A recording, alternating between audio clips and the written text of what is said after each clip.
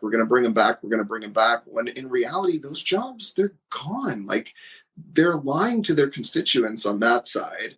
You know, I'm happy to see the Harris campaign and also the Democrats actually step aside, because remember, even with Bernie Sanders, when that happened, and a lot of people wouldn't support him when he had kind of more of the youth vote and more of what they probably needed to push over the line.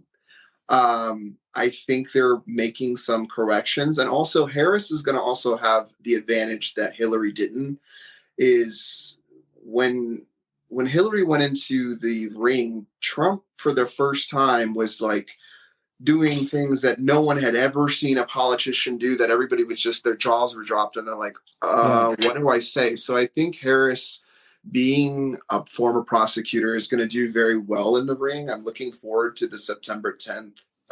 And I think they've figured out the way to kind of get under his skin, and I think they're going to continue to do that, and they're going to push those buttons during the debate.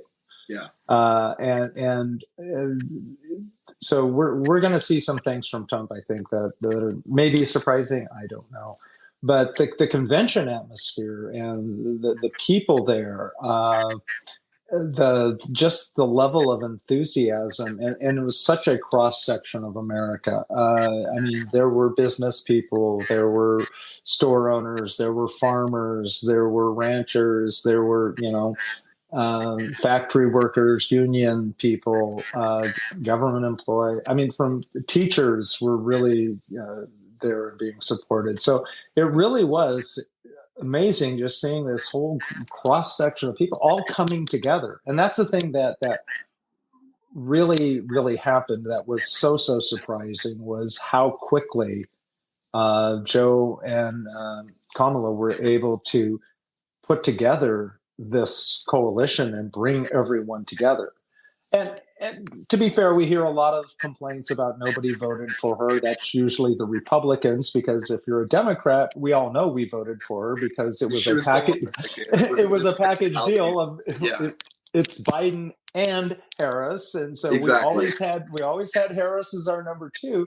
Yeah. So the fact that they, somebody thought it might be a good idea to have an open, primary week and just let people go at each other, I'm like, how incredibly stupid is that? We have somebody who is probably the most qualified woman ever to be president of anybody who could possibly be, being a local prosecutor, a state prosecutor, a U.S. senator, and vice president. I mean, that's some pretty heady stuff there.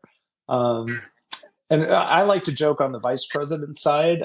I said, do you want somebody for vice president who reached the highest enlisted level in the state military of their state, who was a award-winning football coach, who spent 16 years in Congress, who has been elected governor and has actually run things? Or do you want the guy who doesn't know how to order donuts? Oh my God. I mean, for me, it's pretty simple on that was so awkward. And it's like, and Governor Walz, I mean, I don't mean to use the trademark. Like, that's not even my intention right now, but like, it was a weird moment. Like, dude, Governor Walz. Did you see the one where he goes in and I think he's like somewhere, he's ordering something, like I think days later at like some sort of. Oh no, that's the thing I was going to tell you is that the Saturday before the convention, we had a rally for Walz here in Omaha. Yeah, where it was less than 48 hours to put together, and we had in excess of 7,500 requests for a 2,500 seat venue. And we ended up with, about 3,000 or 4,000 overflow in the amphitheater outside. But when he got done, he had the motorcade stop at the Runza restaurant, which is a unique Nebraska chain. There's only, I think there's one maybe in Iowa and one in Colorado. So it's a strictly a Nebraska product, and they make cabbage and beef sandwiches. Some people call them crop burgers, That's why I beer couldn't tell what rocks. it was because I saw the menu and I was like, I'm not sure what that is. What is a runza? It's a meal Yeah. in a bunza. Okay, Yeah. so I mean, and so if we're in Nebraska, and we all know that, and it's like you got the frings, which is a order of onion rings and fries together. Wait, We we have. need to bring Frings to Los Angeles um, because that's I would love to. What I would really love to do is bring Runza to L.A. because they are so unique and so good. But so he goes in, he knows what to do. He talks to the people. He gets his order. He gets back in the motorcade and is taking it back to Minnesota because the next day they're going on the bus tour in Pennsylvania. So his wife on Monday when we were talking to him, he goes. Well, Tim went down to the refrigerator to get ready to go to Texas or get ready to go to Pennsylvania. We were going to take them with us, and we discovered that our son ate all of them. wow. And so it's like, yes, I want somebody who knows how to live in the real world as opposed to somebody who's in this fictional world who has never worked at a useful job in their life, managing other people, supervising, being in charge of a business.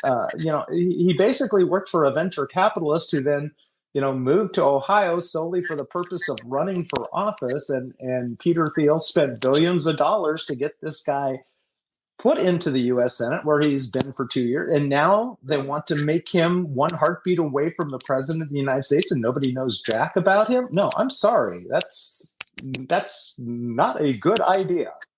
Yeah. And it's weird because it feels like he's an ally. Like, don't quote me on this, but is he wearing guy liner?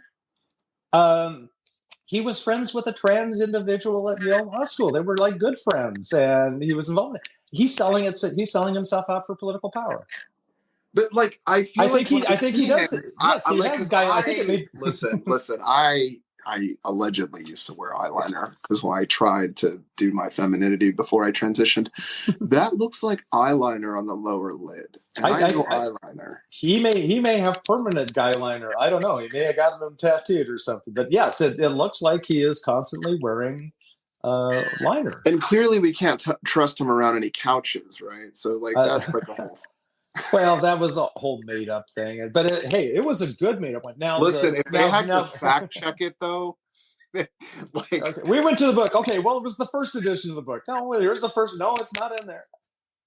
But what did the right do to counteract that for the same type thing? Is a fake newspaper article about Tim Walz going to the hospital for drinking too much horse semen? I mean, wait, what? You haven't seen that one? Oh no, there's all kinds of folks on Twitter calling Tim Walz a cum drinker, drinking horse cum. Well, I mean, oh my God, I've been to the Folsom Street Fair, so and so I'm at least thinking, Vance fucking the couch is within the realm of possibility. I'm just saying, it sounds like they're an ally, and the thing is like. I feel like I said this in an episode so long ago before a lot of folks were saying this, but I was talking about Project 2025. I don't remember where I said it. I've been still trying to look for the content. I don't know if it was this episode or on this season or like some other show, but I heard about Project 2025 and like it's basically a plan to overthrow the government.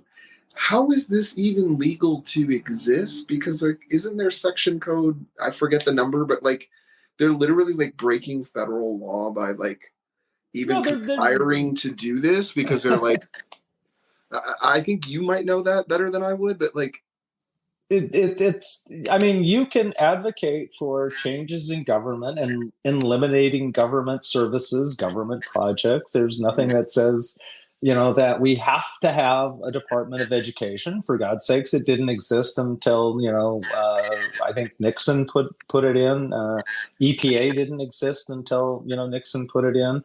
And so, you could do these things. So talking about eliminating things like that is, not necessarily treasonous, but Well, but the effect that some it of the would other have. Oh my things though that they're God. talking about, I mean, again, this might be my TikTok rabbit hole, and that's why I'd love to get it clarified because there's probably other people that are down this rabbit hole themselves. But like, from my understanding, like again, Project 2025 is basically like conspiring to rip down the entire government, put in loyal lists to Trump only, and rip down any department that is considered woke, like the education, et cetera, et cetera.